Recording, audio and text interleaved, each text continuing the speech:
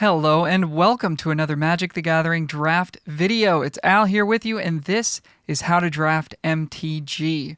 Today we're looking at my Wilds of Eldraine draft guide. As always, if you enjoy these videos, please click like, subscribe, and leave a comment, as it does help the channel a huge amount. Without any further ado, let's get into it.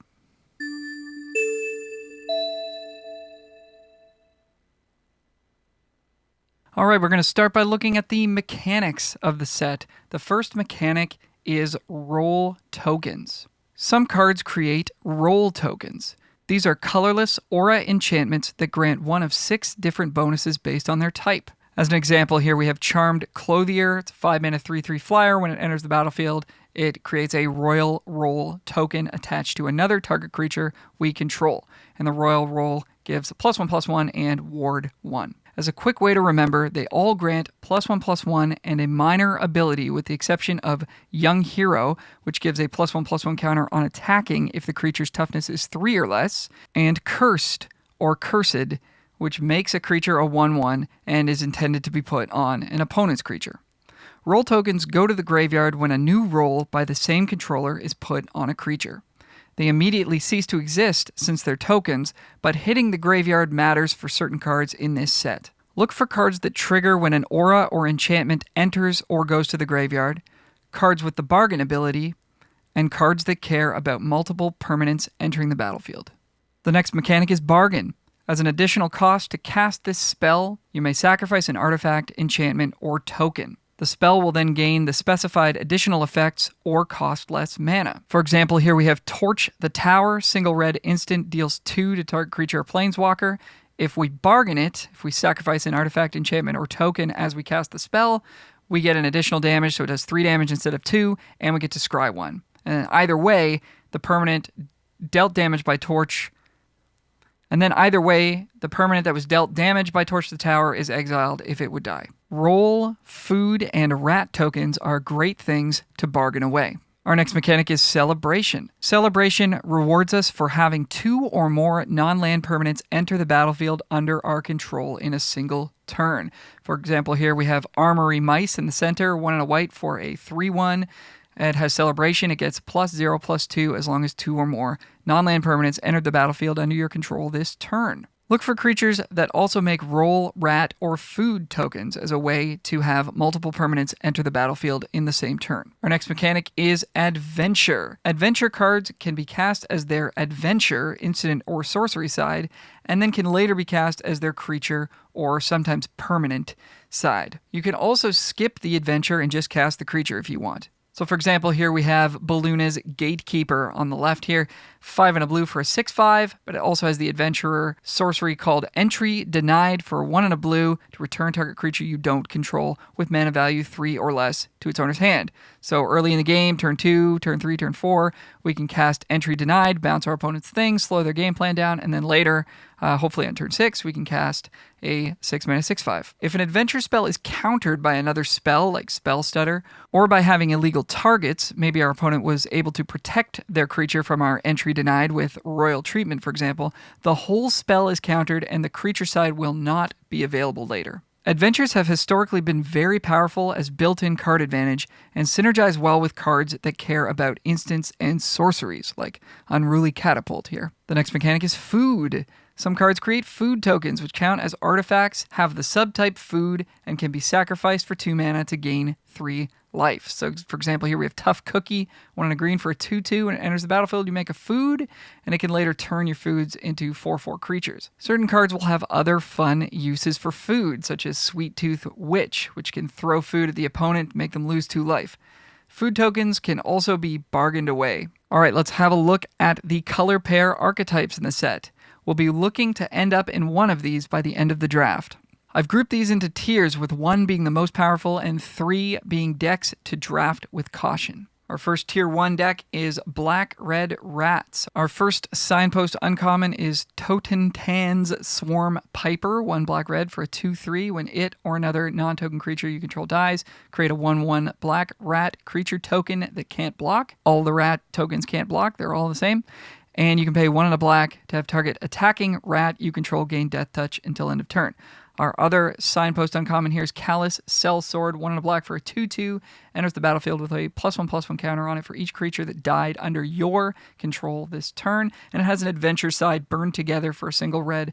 Target creature you control deals damage equal to its power to any other target, even a player if you want, and then you sacrifice it. Look for cards that make multiple creatures like Lord Skitter's Butcher, Voracious Vermin, Edgewall Pack, and Rat Catcher Trainee. Then pump up your rat army with Twisted Sewer Witch, Gnawing Crescendo, and Tattered Ratter. Back for seconds, Candy Grapple, High Fae Negotiator, and Torch the Tower are great ways to get some extra value by sacrificing rat tokens. From the bonus sheet, Impact Tremors and Raid Bombardment could be worthwhile build-arounds for a more aggressive build. Vampiric Rites gives some late-game value to our rats in a more controlling build. Black-Red is very well supported and straightforward to build. Expect it to be a top performer early in the format. Our next Tier 1 deck is Black-Green Food.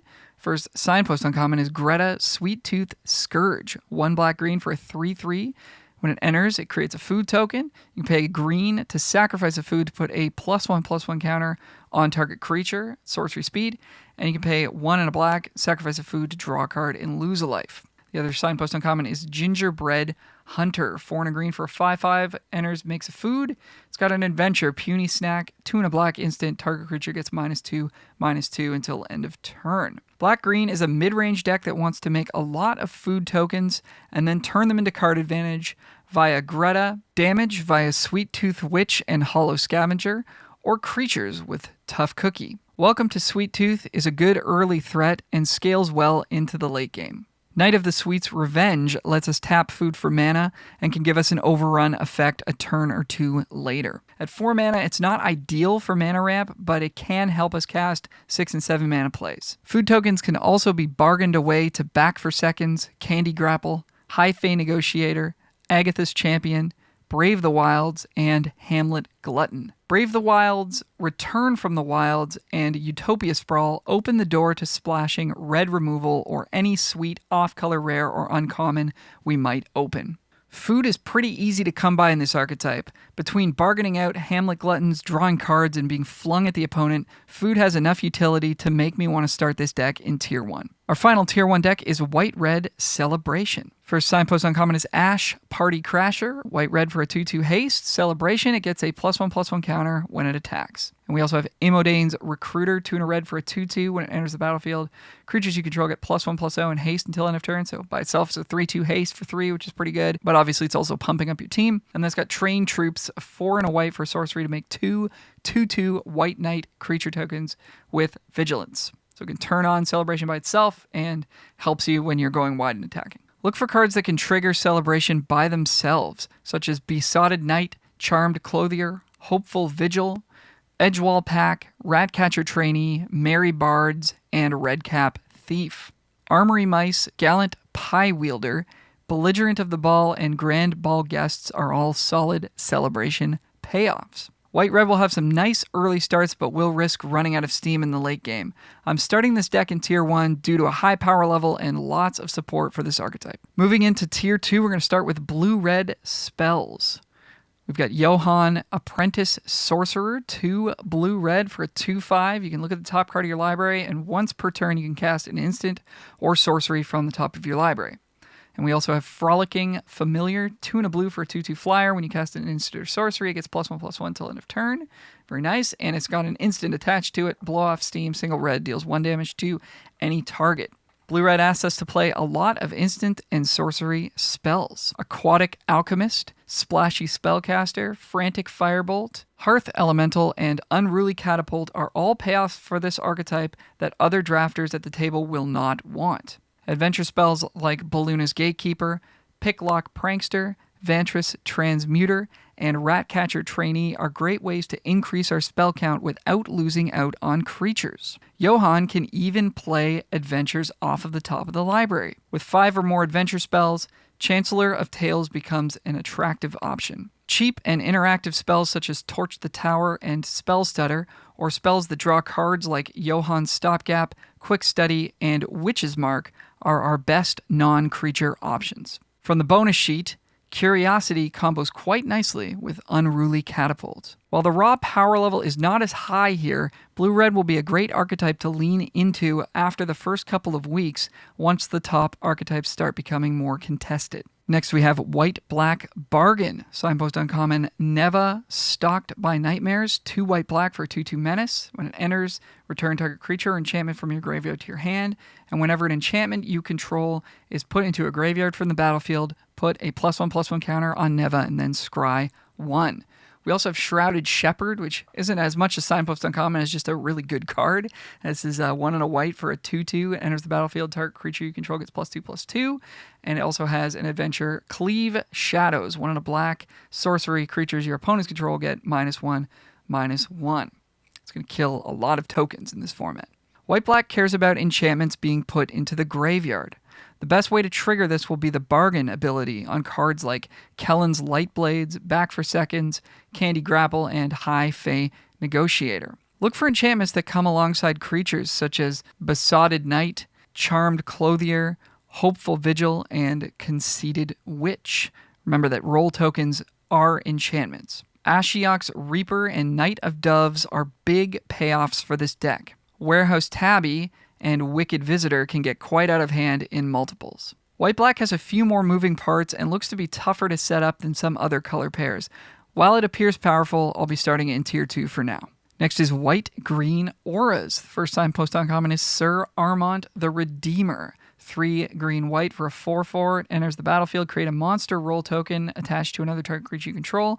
And it says enchanted creatures you control get +1/+1. So it's 6/6 of stats by itself. And obviously, if you've got some other roles happening, it's going to provide a huge buff to the rest of your team. We also have Woodland Acolyte.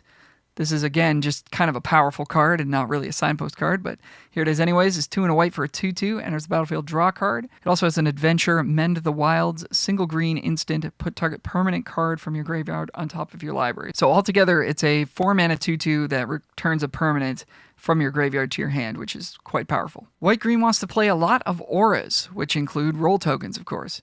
Tanglespan Lookout is our big payoff, along with Rhymefur Reindeer.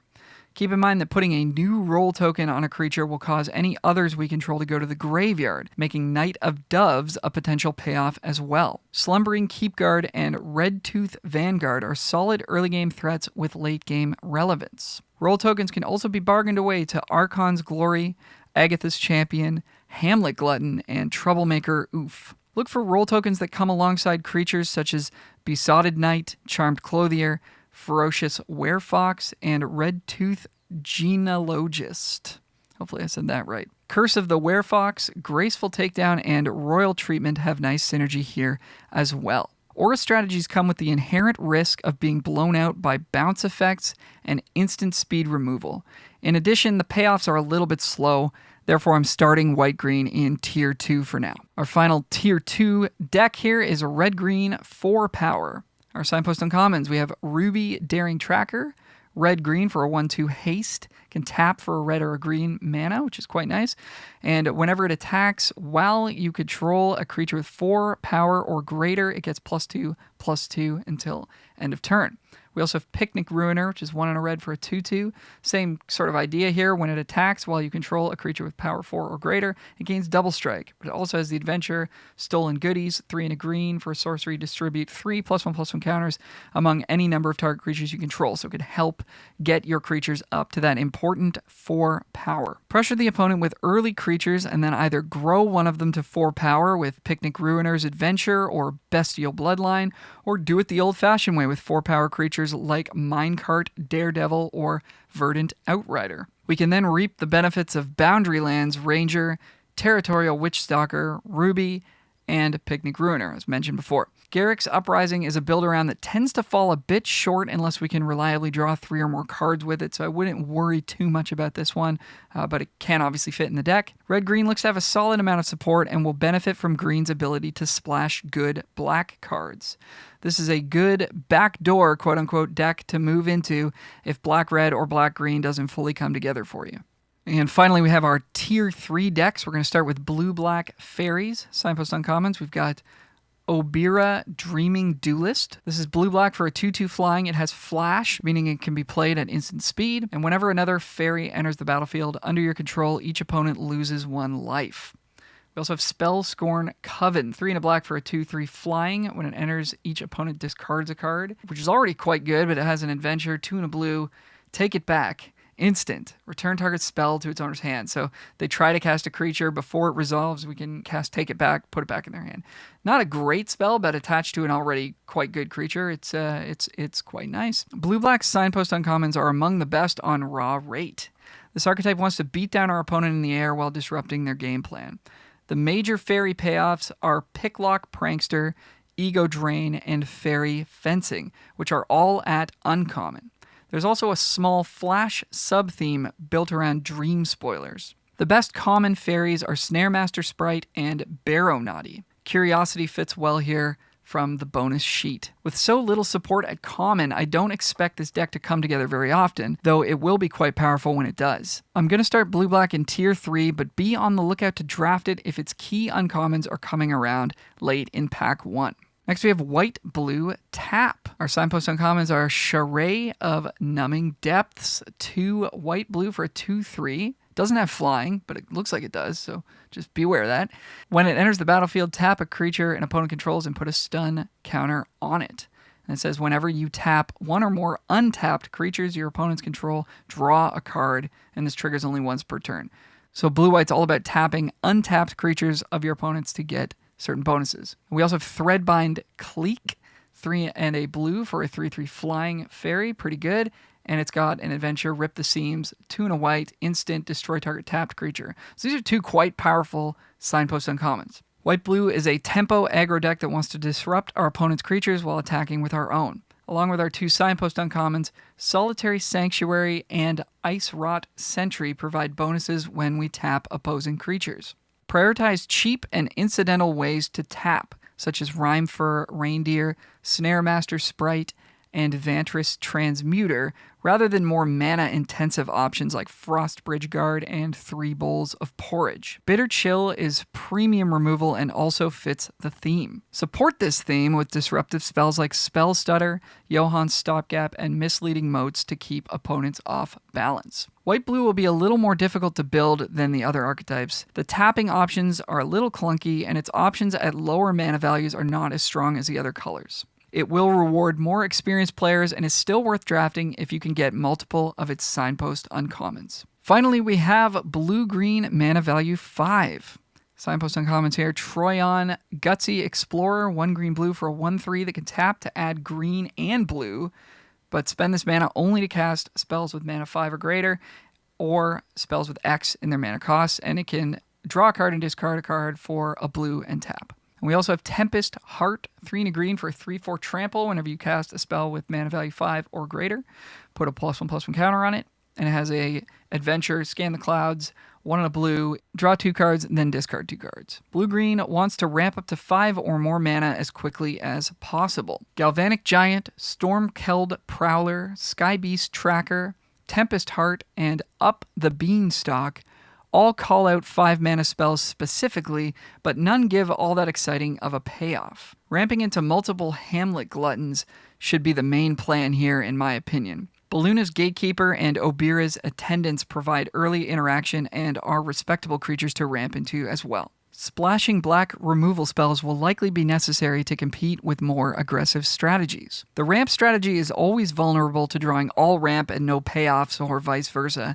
It also has trouble interacting early and invests multiple cards into single threats, which is weak to removal. The signpost uncommons are also among the weakest in the set. Draft with caution. Let's get into our overall strategy for the set. We want to start with flexible and powerful cards, and then let the good cards and signpost uncommons we get past determine our final color pair archetype. Based on the archetype evaluations we just went through, I recommend biasing slightly towards black, red, and green, and slightly away from Blue. Please treat this more as a tiebreaker between picks than a firm rule. All 10 color pairs are draftable and can make strong decks, especially if you're getting their signpost uncommons late, or really good cards in their color late, or you open a great rare in their colors. And these tiers will, of course, change as the format evolves and we learn more about it as well. So if you disagree with these tiers, then please feel free to do your own thing. All right, let's get into our pick order. I'm going to use the Limited Resources grading scale. If you're not familiar with it, check out Limited Resources. They're awesome. We're going to start with our A's. These are bomb rares. If it looks good, it probably is good. Generally speaking, the best rares are powerful, one color, and don't cost more than 6 mana. Consider which 2-color archetypes your rare might fit best in to help inform your future picks. These are cards like Hilda's Crown of Winter, Virtue of Loyalty, and Virtue of Persistence. I'm not going to go through all the rares in this video, as that would take too long. If you want to see a list of my favorite rares, click the link to my Reddit article in the description below. Next are our Bs, which are our top uncommons and top commons of the set. These have a high power level, are efficient, colorless, or one color, and fit in multiple archetypes. These include the set's premium removal. So we're hoping to start our draft with one of these and take them in the first 3 to 4 picks as well. Starting with a colorless card, we have Edgewall Inn. I'm going to read this. This is a very important one. It's a land. It enters the battlefield tapped. As it enters the battlefield, you choose a color, and then it taps 4 mana of that color.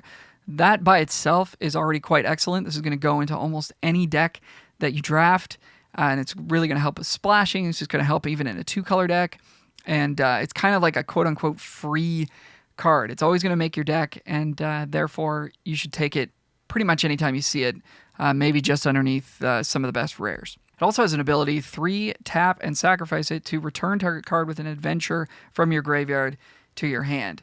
Adventures are some of the best cards in the set already, and getting to reuse them again from a land's ability is quite powerful. In white, we have Cheeky House Mouse, Discerning Financier, and Gallant Pie Wielder, as well as Glass Casket, The Princess Takes Flight, and from the bonus sheet, Grasp of Fate. Blue has Bitter Chill, Ice Rot Sentry, and Picklock Prankster. Black has Candy Grapple, High Fae Negotiator, Lord Skitter's Butcher, Taken by Nightmares, and Twisted Sewer Witch. Red's got Ratcatcher Trainee, Torch the Tower, and Witchstalker Frenzy. And finally in green we have Agatha's Champion, Hamlet Glutton, Tough Cookie, and from the bonus sheet, Utopia Sprawl. So past this list of Bs that we've just talked about, we're looking to maybe take a signpost uncommon or start to form a picture of what deck we want to end up in. I also want to talk about some build-arounds. These are powerful cards if we are able to draft enough support for them. So we want to take these in the first half of the draft usually, which is around up to Pack 2, Pick 8. First is Cursed Courtier, or Courtier. This is 2 and a white for a 3/3 lifelink, but it enters with a Cursed Roll token attached to it, so it's actually a 3-mana 1/1 lifelink. This card is obviously only good if we're able to bargain away the roll token or put another roll on it to make the Cursed Roll fall off. Next is Griffin Aries. This is 1 and a white for an enchantment. It's on the bonus sheet. At the beginning of your end step, if you gained 3 or more life, create a 2/2 white griffin with flying. So obviously this works super well with food, so I would look for 7 or more ways to make food and try to get multiple Griffin Aries to make a really cool deck. Next is Intangible Virtues. This is 1 and a white for an enchantment. Creature tokens you control get +1/+1 and have vigilance.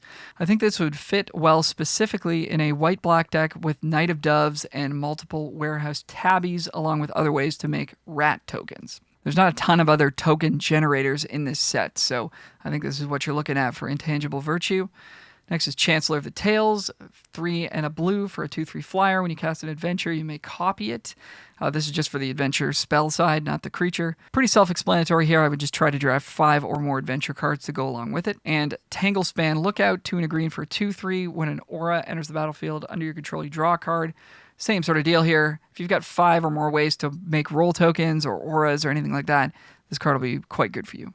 Next category are synergy cards. These work well if our deck meets certain criteria. They have a lower power level ceiling than build-around cards, and we're looking to draft these a little bit later in packs and hope that they make our deck. First is Ginger Brute, 1 mana, 1/1 haste. You can pay 1, so it can't be blocked by creatures with haste, and it's got the food ability, sack, gain 3 life. It's a great place to put roll tokens, particularly the Young Hero roll token, in an aggressive deck. Prophetic Prisms, 2-mana artifact, enters the battlefield, draw a card, and it can filter mana. If you need fixing and you have good bargain spells, I think this will be worth it. Hopeless Nightmare is next. This is a single black enchantment. When it enters, each opponent discards a card and loses 2 life.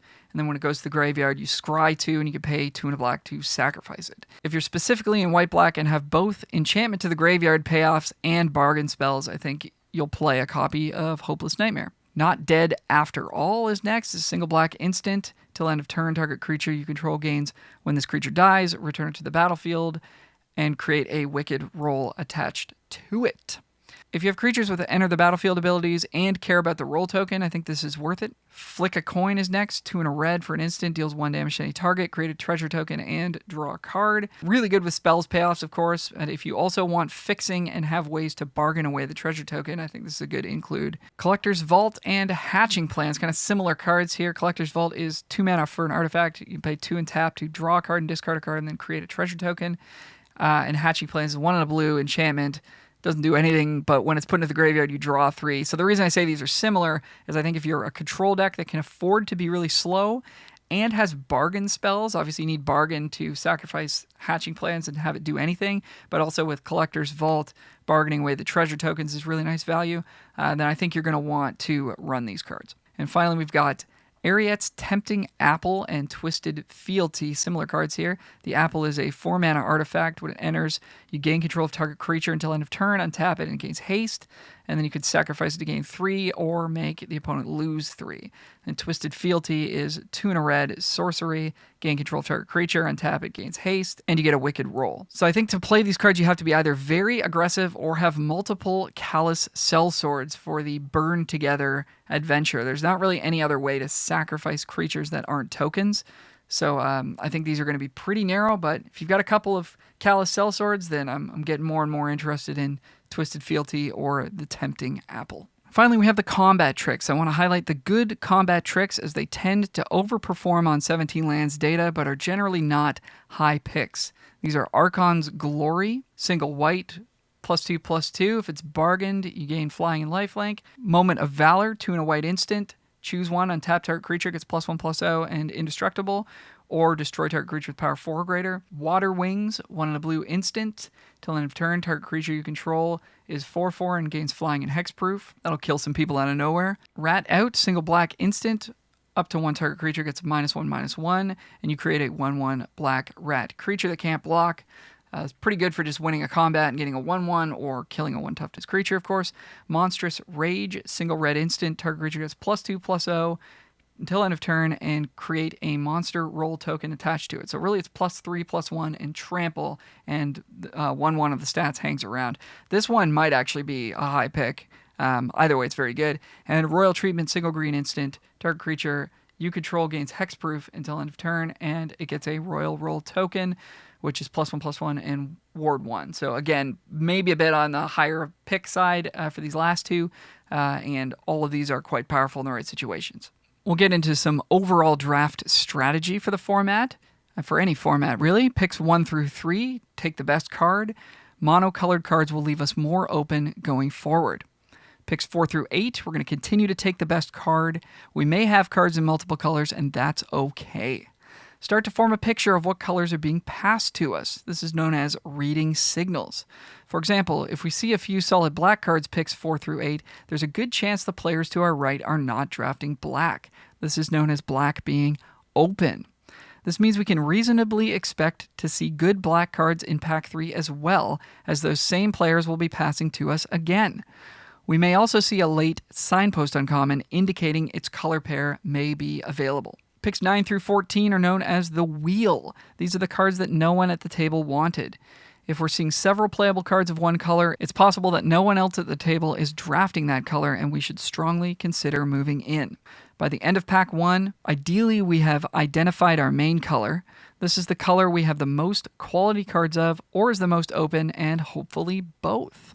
Staying as close to one color as possible will leave us with more options going forward. In packs 2 and 3, we're going to continue to take powerful cards of our main color where possible, and let the good cards we open or get past determine our secondary color and final archetype. A warning to ignore signals in pack 2 for the most part. The packs are moving in the opposite direction, so the signals can be completely different from pack 1. It is normal to not see as many cards of our main color in pack 2, so don't panic. Pack 3 is passed to the left once again, and we will be rewarded for staying the course. Finally, some deck building tips. Play 2 colors, avoid splashing a 3rd color at all costs unless the deck is specifically designed to support multiple colors. Play 17 lands. This number can be reduced to 16 in a deck without any creatures that cost more than 4 mana, or if you have Brave the Wilds, the single green that searches for a land, you can replace 1 land with that. And finally, play a low curve. Most limited decks want 6 or more 2-mana value creatures, around 4 3-mana value creatures, and some 4-mana value creatures. Most decks want very few cards that cost 5 or more mana, so please keep that in mind. We want to have a creature in play by turn 2 or be able to interact with our opponent's creature on turn 2. That's going to do it for this one. Thank you so much for watching. Please click like, leave a comment, and click subscribe if you found this video helpful. You can also reach out to me directly at howtodraftmtg@gmail.com. Best of luck in your drafts. We'll talk to you again soon. Bye for now.